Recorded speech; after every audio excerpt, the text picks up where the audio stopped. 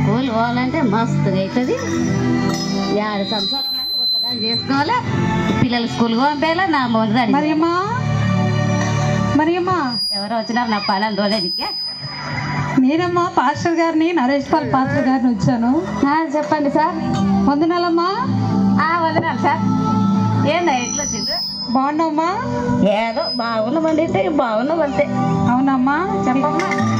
ఏమ్మా అందరూ ఇంట్లో అందరూ క్షేమమేనా? క్షేమమే. ఏమ్మా ఎన్ని రోజులైంది బాప్తిసం తీసుకోమని అడుగుతున్నాగమ్మా? బాప్తిసమా అంటే ఏదమ్మా? యేసు ప్రభుని నీ సొంత రక్షకునిగా అంగీకరించమ్మా. ఏదోనమ్మా, చర్చికి పోతా కానీ ప్రార్థన చేస్తా, బాగానే పాటలు పాడతాం, అంతే కదమ్మా. అంతే కదమ్మా, పాటలు పాడాలి, చర్చికి రావాలి, మరి ముఖ్యంగా రక్షణ కావాలమ్మా. బాప్తిసం తీసుకోవాలి. తీసుకుంటలేమ్మా, నిదానంగా తీసుకుంటలేను సార్. ఇంకెప్పుడమ్మా? నిదానంగా తీసుకుంటా. అవునమ్మా. చూడమ్మా, ఎప్పుడైనా దేవుడు ఎందుకో నన్ను ప్రేరేపించి ఇంతో మాట్లాడమని చెప్తున్నాడు. నీతో మస్తు చెప్తలేదు, నాతో ఏం చెప్పలే. చూడమ్మా. సార్లే సార్, తీసుకుంటలే సార్. నిదానంగా తీసుకుంటా. నా బిడ్డ పెళ్లి చేయాలి సార్, ముఖ్యంగా అప్పుడు తీసుకుంటలే. బిడ్డ పెళ్లి చేసి సరే అమ్మా. మరియమ్మ గారు కూతురు పెళ్లి చేశారు. మరి ఇప్పుడైనా బాప్తిసం తీసుకుంటుందో లేదో అడిగి చూద్దాం.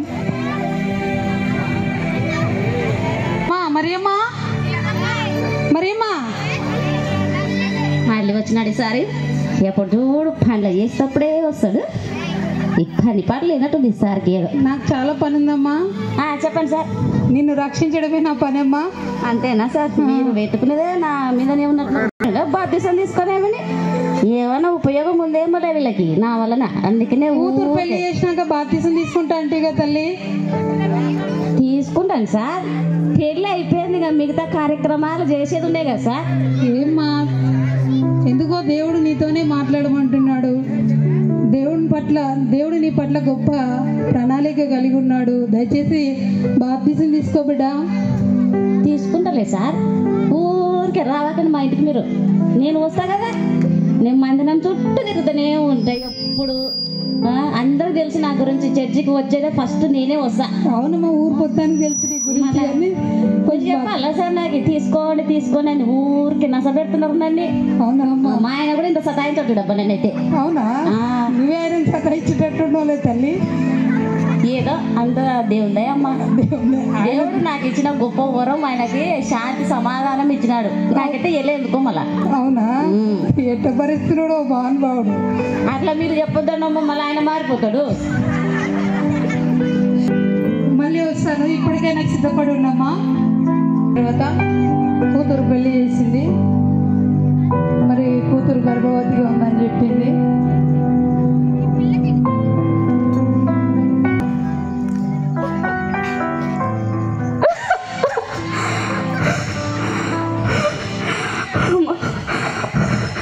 వయసు మీద పడిపోతుంది, ఆయాసం వచ్చేస్తుంది.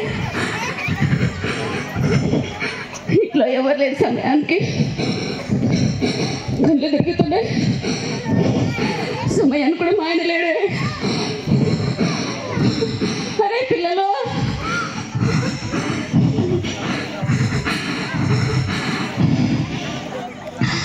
ఈ ఆయాసంతో బాధపడుతున్నాను. సమయానికి టాబ్లెట్ కూడా లేనట్టున్నాయి. దేవుడా, నేను ఎన్ని దినాలు నీ మందిరంలో ప్రార్థన చేసినాను. నా ప్రార్థన విన్నావు లేనా దేవుడా? నాకు ఈ ఆయాసం తగ్గించినైనా, నా గుండెలో బరువు ఎక్కిపోతుంది నాయనా. నా సమయం ఆసన్నమవుతుందేమో కానీ నేను ఈ లోకం నుంచి విడిచిపోయేటట్లున్నా దేవా. ఇన్ని దినాలు నేను వ్యర్థంగా బ్రతికినానేమో. నన్ను ఇక్కడ నుంచైనా దేవా కాపాడనైనా, నా ఆరోగ్యం స్వస్థపరిచినైనా దేవా, నన్ను జ్ఞాపకం చేసుకో దేవా.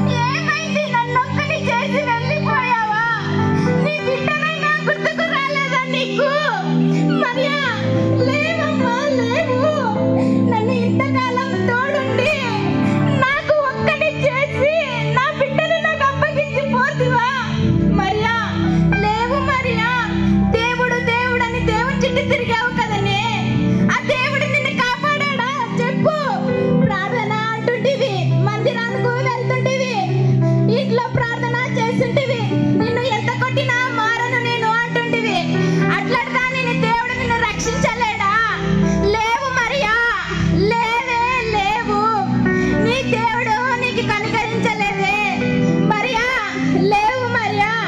అందరూ నీలాగే దేవుడు దేవుడు అంటుంటారు కదా మరియా, నిన్ను అంత తొందరగా తీసుకెళ్ళాడు మరియా. దేవుడు ఎలాంటి వాడే, గుడ్డివాడా దేవుడు? లేవు మరి, ఇప్పుడు దేవుడు ఏమంటున్నా నిన్ను అంత త్వరగా తీసుకెళ్ళిపోయాడా? లేవమ్మా లేవు మరియా, లేవే, నా ముఖం చూడు ఒక్కసారి. దేవుడు దేవుడు అని పిల్లలను భర్తను వదిలి నీ సన్నిధికి నీ పాటను నడుచుకుంటూ వెళ్తుంటివి కదనే. లేవమ్మా లేవు మరియా, లేవమ్మా లేవు. హలో హలో పాట చెప్పు. హలో బావా, మీ అక్క చనిపోయి చావు బతుకులో పడిపోయిందిరా.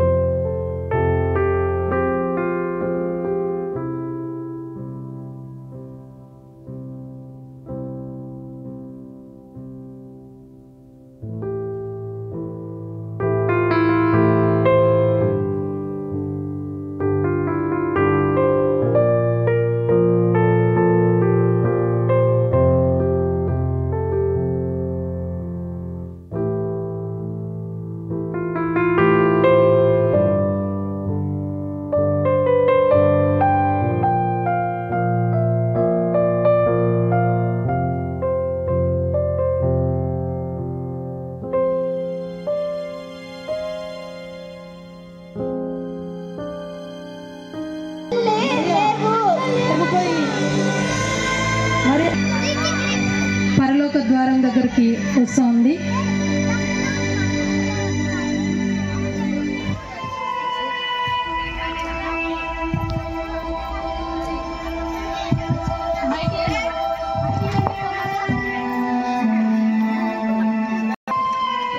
అమ్మయ్య, పోయి నుంచి నేను పరలోకానికి వచ్చినానే. ఇక్కడ నా వాళ్ళు ఎవరు కనిపిస్తలేదు. ఇంత బాగుందో, కింద కష్టాలన్నీ తొలగిపోయినాయి. ఇక్కడ నా ఇష్టానుసారంగా ఉండవచ్చు. ఇంకా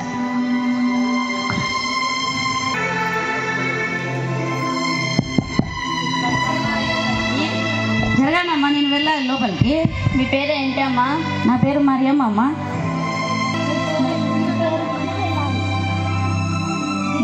జీవగ్రంథంలో మీ పేరు ఉంటేనే వెళ్ళాలి.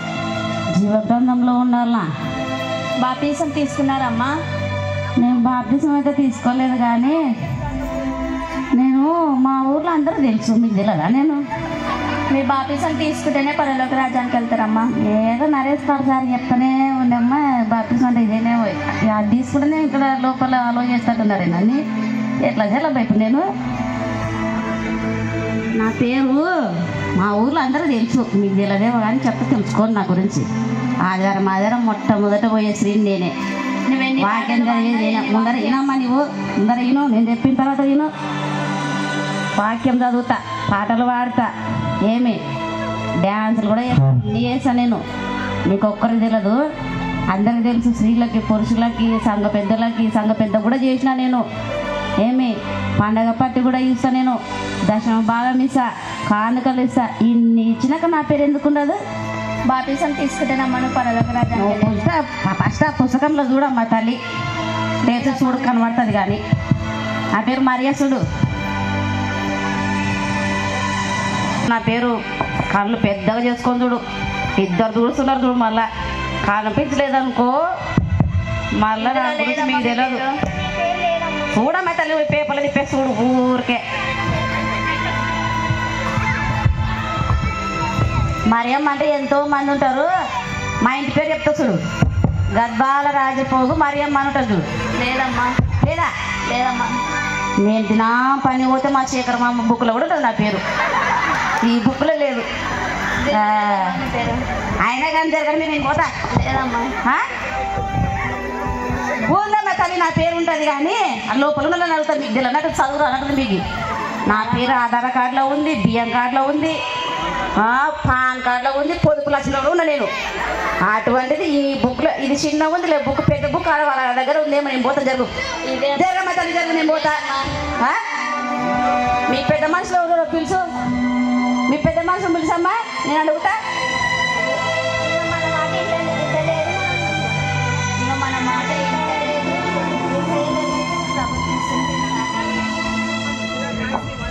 మన మాట ఇంటలేదు దగ్గర పెట్టుకుని చాలు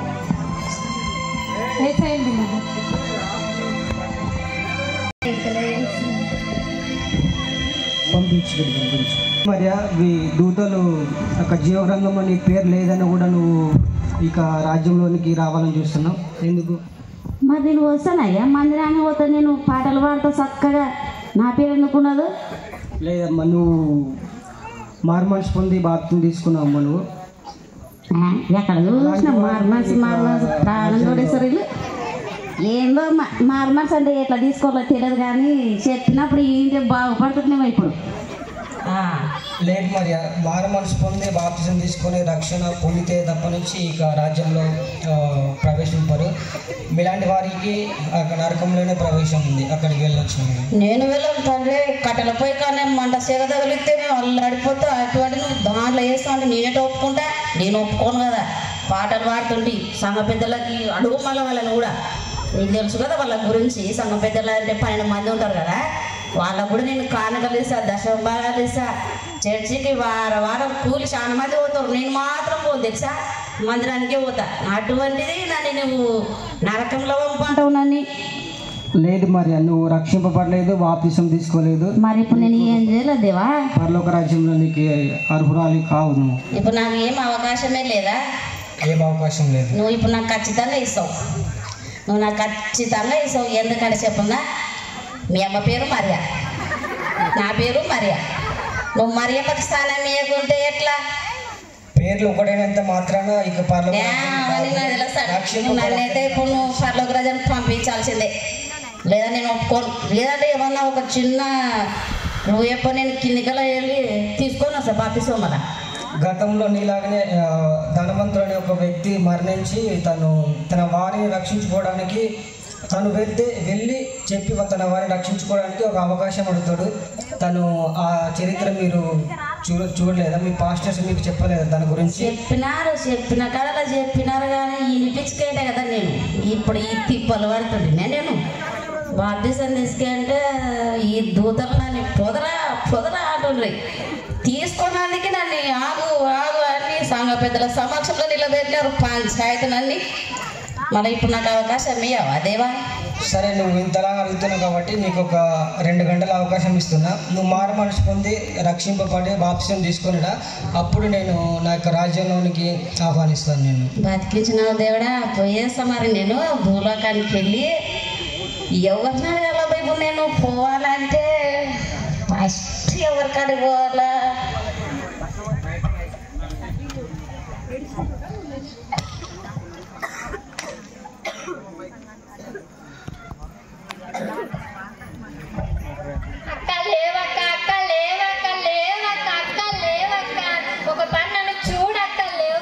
దేవుడు మరియకు 2 గంటల సమయం ఇచ్చాడు. మరి ఈ సమయం సద్వినియోగం చేసుకుంటుందో లేదో చూద్దాం.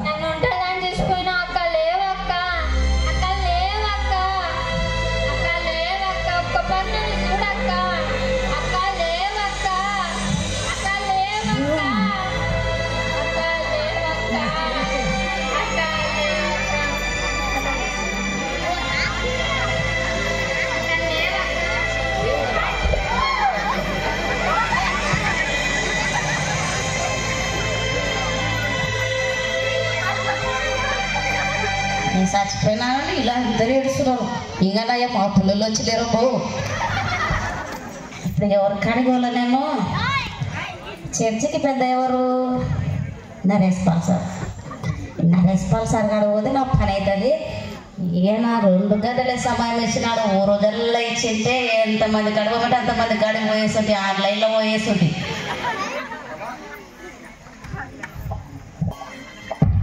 సార్ ఓ సార్ సార్.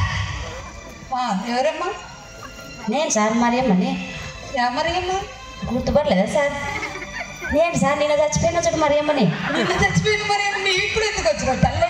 నాకు మార్బల్స్ అంటే పోదుకున్నావా సార్? అక్కడ పైన నాకు రాజ్యంలో సోట్లేదు అన్నాడు యేసు ప్రభు వారు. బాధిస్మితుడు సార్ రండి సార్ అట్లా పోదాము. అమ్మో దయ్యమే వచ్చింది. అయ్యో నేను మనిషినే మాట్లాడి దయ్యమే వచ్చింది. తప్పై అయ్యో అయ్యో దయ్యాన్ని నాయన నేను మరియమ్మని నాయన. నేను ఎవరు చెప్పుకోవాలి? నా గోడు బతుకున్నానేమో అందరు నన్ను బాగా ఇష్టపడ్డారు. ఇప్పుడు దయ్యం అని దొరుకుతుంది. ఇదంతా కాదు కానీ సడన్గా పెద్ద సుధాకర్ ఎక్కడికి పోవాలి. సుధాకర్ ఎక్కడున్నాడు కానీ ఈ పాస్టర్ అయినా జరుపుకున్నాడు. ఆయన ముందరనే బొక్కపోను ఆయన.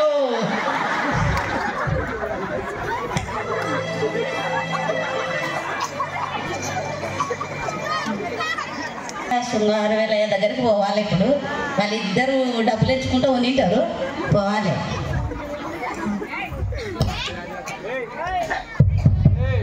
సుధాకరయ్య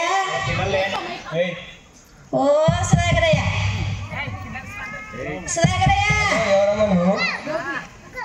నేనయ్యా మరియమ్మని వచ్చినాను. కానుకలు పట్టేటప్పుడైతే ఇంటింటికి తిరుగుకుంటా మరియమ్మ మరియమ్మ 1000 రూపాయలు కానుకమ్మ అంటావు కానీ ఇప్పుడు గుర్తుపడతలేడంటే ఎందుకో. నేనయ్యా మరియమ్మని మొన్న 1000 రూపాయలు ఇస్తే కదా మా ఇంటి నుంచి. నిన్న చచ్చిపోయిన మరియమ్మని నిన్న చచ్చిపోయిన మరియమ్మని వచ్చినాను. నాయన నేను మనిషి మీరేంద్రా తెల్ల వర్షాలు కనిపిస్తున్నాయి. కలర్ కలర్ బట్టలు వేసుకేనా మనిషినే. ఎప్పుడు ఎవరు కడుకోలబ్బంగా మా ఆయన అయితే నా మాట వింటాడమ్మా. మా ఆయన ఏ ఆడకి తీసుకోమంటే ఆడ తీసుకుపోతాడు. ఇప్పుడు మా మనసు కొందరైతే ఆయన ఒక్కడే దిక్కు. ఇక ఇప్పుడు ఆయన నాకు చెప్పిన మాట ఇంటనే ఉందిరా మందు, మంచిగా ఉంది మందు, బ్రాండ్ విస్కీ ఇది. ఇదొక్కటైతే సరిపోతుంది, మందు ఒక్కటే చాలు. నా పెళ్ళం నన్ను వదిలేసినా పోయినా పర్వాలేదు, నా జీవితానికి ఇది ఒక్కటే చాలు. తాగుదాం. నేను చనిపోయినానని మా ఆయన ఎంత ఏడుస్తున్నాడో పాపం. కానీ నేను ఇక్కడ వచ్చినాక మా ఆయన విడిచిపెట్టి ఉండలేకున్నా. కానీ తప్పదు, కలిమి లేనను లేమినైనాను నిన్ను విడిచి ఉండలేను ప్రమాణం చేసినాడు కాబట్టి నా పాపంలో నేను వచ్చేసిన. ఆయనకి ఎన్ని దినాలు ఉందో అక్కడ ఉండని మళ్ళీ ఏం చేస్తాం.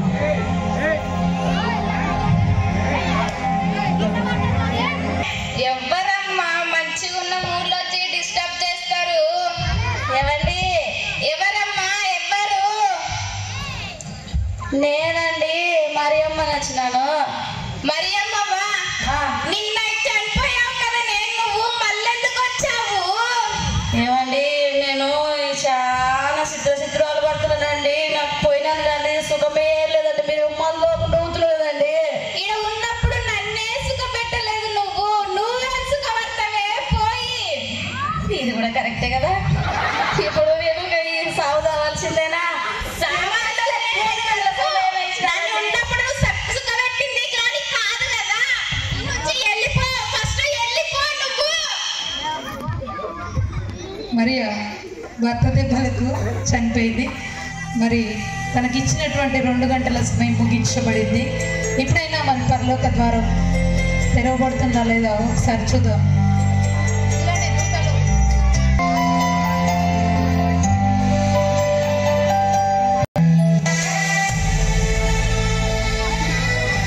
నాకు ఇచ్చిన 2 గంటల సమయం అయిపోయింది. ఉన్నప్పుడు సద్వినియోగం చేసుకోలే. ఇప్పుడు కూడా ఉన్న 2 గంటల సమయం. 30 ఏళ్ళు నేను బతికి పొందుకోలేని మారు మనసు 2 గంటల్లో ఏం మారు మనసు ఉందా? తిక్కమ్మకం దాన్ని కాకుండా కిందికి పోయి 2 గంటల్లో మారు మనసు ఉందా సన్న? ఏమో మరి అయినా ఇప్పుడైనా లోపలికి నన్ను రానిస్తాడో రానియడో చూద్దాం. మన ప్రయత్నం మీద మనం చేద్దాం. ఈ సావు అప్పుడే వచ్చింటే పరలోక రాజ్యంలో ఉంటుంటే జరగమ్మా జరగని పోతా నేను. ఏంటి మరి నీకు ఇచ్చిన సమయంలో నువ్వు నేను చెప్పిన విధంగా తిరిగి వచ్చావా? వచ్చినాను కానీ దేవా నాకు కింద అవకాశం లేదన్నారు. నా ప్రయత్నం నేను చేసి కానీ సంఘ పెద్దనేమో ఇయ్యలే, ఏ పాస్టర్ సార్ కాడ పోతే ఇయ్యలే, ఆఖరికి నా భర్త కాడ కూడా పోతుంది కదయ్యా, ఆయన కూడా నన్ను కనికరం చూపలేదు చూడయ్యా. అందరూ చూసి నన్ను నేను మానవ రూపంలో ఉన్నప్పుడు నన్ను అందరూ ఆకర్షించుకున్నారు కానీ ఇప్పుడు నేను చనిపోయిన తర్వాత నన్ను లెక్క చేయకుండా దయ్యం వచ్చింది అంటున్నారు. నాకు విలువే లేకుండా పోయింది. ప్రాణం ఉన్నప్పుడే నాకు తెలిసి వచ్చింది బాగుండు. ఇప్పుడు చనిపోయిన తర్వాత నాకు అర్థమైంది ఇంత పశ్చాత్తాపడినా నాకు మారు మనసు లేదంటున్నారు. బ్రతుకున్నప్పుడు తీసుకెళ్ళనే బాగుండు. నీకు ఇచ్చిన ఆయుష్కాలంలో నువ్వు నీ జీవితాన్ని వ్యర్థంగా దేవునికి నాకు సమయం ఇవ్వక నువ్వు నీ సొంత పనులను చూసుకుంటూ నువ్వు నా ఇద్దరికి రాలేదు. నీ జీవితకాలంలో అనేక మంది సేవకులతో నా గురించి నేను చెప్పించాను. అయినా నువ్వు మారక జీవితాన్ని వ్యర్థపరుచుకుంటూ నీకు ఇచ్చిన సమయాన్ని వ్యర్థపరుచుకుంటూ నువ్వు నాకు సమయం లేక నువ్వు నీ జీవితాన్ని వ్యర్థపరుచుకున్నావు. నీకు ఇచ్చిన ఈ 2 గంటలు సమయం ఏం సరిపోతుంది? నీ జీవితాన్ని వ్యర్థపరుచుకున్నావు. అయినా ఎందుకు రీసెంట్గానే మన మీ సంఘ కాపరైన పాస్టర్ నరేష్ పాల్ గారి చేత కూడా నువ్వు మారమని నువ్వు మారి రక్షింపబడి బాప్తిసం తీసుకోమని నీకు ఎన్నోసార్లు నేను చెప్పించాను. అయినా నువ్వు కూడా మారలేదు. ఎన్ని ప్రార్థనలుగా నేను మారు మనసు పొందలేదయ్యా, అదే నా బాధ. ఇప్పుడు బ్రతికున్నప్పుడు మారింటే ఈ పరలోక రాజ్యంలో నాకు చోటు దొరికేదేమో. ఇప్పుడు ఎంత ప్రయాసపడినా వ్యర్థమే. నాకు ఇప్పుడు తెలిసి వచ్చింది ఏంటంటే భూలోకంలో ఉన్నప్పుడే నేను దేవుని తెలుసుకొని మారు మనసు పొంది నేను నిన్ను వెంబడించింటే నేను ప్రతిదీ చేశాను. కానీ నువ్వు అన్నట్లే అదొక్క పని చేసింటే కూడా నాకు ఈరోజు ఈ తిప్పలు వచ్చేవి కావు. మారు మనసు పొందితేనే బాగుండు. భూలోకంలో ఉన్నప్పుడు మనిషి జీవితంలో తెలుసుకునేది ఏంటంటే జీవం ఉన్నప్పుడే మారు మనసు పొందాలి. అందుకనే సమయంలో కానీ సమయాన్ని స్వాధీనంగా పరచుకుంటూ మీ జీవితాన్ని నాకు అప్పగిస్తే మీరు రక్షింపబడతారు. కాబట్టి ఇది ఇక మీదట నీకు ఇక పరలోక రాజ్యంలో ప్రవేశం లేదు. మీరు నరకముగా వెళ్ళాల్సిందే. సరే దేవా. మనం ప్రాణం ఉండగానే దేవుని రక్షణను పొందుకొని బాప్తిసం తీసుకోవాలని ఇక్కడ ఈ మెసేజ్ మేము ఇచ్చాము. ఈ మెసేజ్ ద్వారా ఇక్కడ ఎంతమంది మరి బాప్తిసం లేని వారు ఎందరూ ఉన్నారో మీరే గమనించుకొని ఇక నుంచైనా మీ రక్షణ జీవితాన్ని మీరు కాపాడుకొని రక్షణ లేని వారు రక్షణ తీసుకొని బాప్తిసం తీసుకొని దేవుని నామాన్ని మహిమపరిచే బిడ్డలుగా మీరు తయారవ్వాలి. సమయం ఉండగానే సద్వినియోగం పరచుకోవాలి. మనము దినములు చెడ్డవి కనుక అజ్ఞానుల వల్ల కాక జ్ఞానుల వల్ల నడుచుకోవాలని దేవుని వాక్యం సెలవిస్తుంది. కాబట్టి ఇటు స్కిట్ ద్వారా మీరు కూడా దేవుని నామాన్ని మహిమపరిచే బిడ్డలుగా తయారు కావాలని, మరి రక్షణ లేని వారు రక్షణలోనికి పొందుకోవాలని. ఏ దినమో ఎవరు చనిపోతారో తెలియదు. ఎలాంటి నీవు అనుకోవచ్చు, నేను నా కూతురు పెళ్ళి అయినాక తీసుకుంటా బాప్తిసము, నా కూతురు గర్భవతి ఉంది, ఆమెకు మంచి చెడ్డలు చూడాలి, డెలివరీ అయిన తర్వాత మనమని చూసి నేను మనకి సేవ చేయాలని చెప్పి ఆమె బాప్తిసం తీసుకోకుండా అనారోగ్యంతో మరణించినప్పుడు ఆమెకు పరలోకం లేదు. కాబట్టి సమయం ఉన్నప్పుడే నువ్వు బ్రతికున్నప్పుడే దేవుని యొక్క రక్షణను పొందుకో, అప్పుడే నీకు నిత్యజీవము దొరుకుతుంది. కాబట్టి ఇటు స్కిట్ ద్వారా దేవుని నామానికి మహిమ కలుగును గాక. చిన్న ప్రార్థన చేసుకుందాం. బిడ్డలందరూ మోకరిస్తారు. ప్రార్థన. మహాపరిశుద్ధుడా, ప్రేమ గల తండ్రి, కృపగల రాజా, నీకు వందనాలు. చేసిన స్కిట్ని బట్టి నీకు వందనాలు. చేసిన బిడ్డలందరినీ దీవించండి, ఆశీర్వదించండి. ఈ పాత్రలో వారికి ఇచ్చినటువంటి ప్రతి పాత్రను నమ్మకంగా నైనా దాన్ని ఎంతగానో పండించారు. అందుని బట్టి నీకు వందనాలు. ఈ స్కిట్ ద్వారా కేవలం నీ నామం మహింపరచబడినట్లుగా కృప చూపించండి. రక్షణ లేని వారికి రక్షణ భాగ్యం అనుగ్రహించి పరలోక రాజ్యానికి వారసులుగా తయారు చేయమని యేసు నామమున ప్రార్థిస్తున్నాం తండ్రి. ఆమేన్.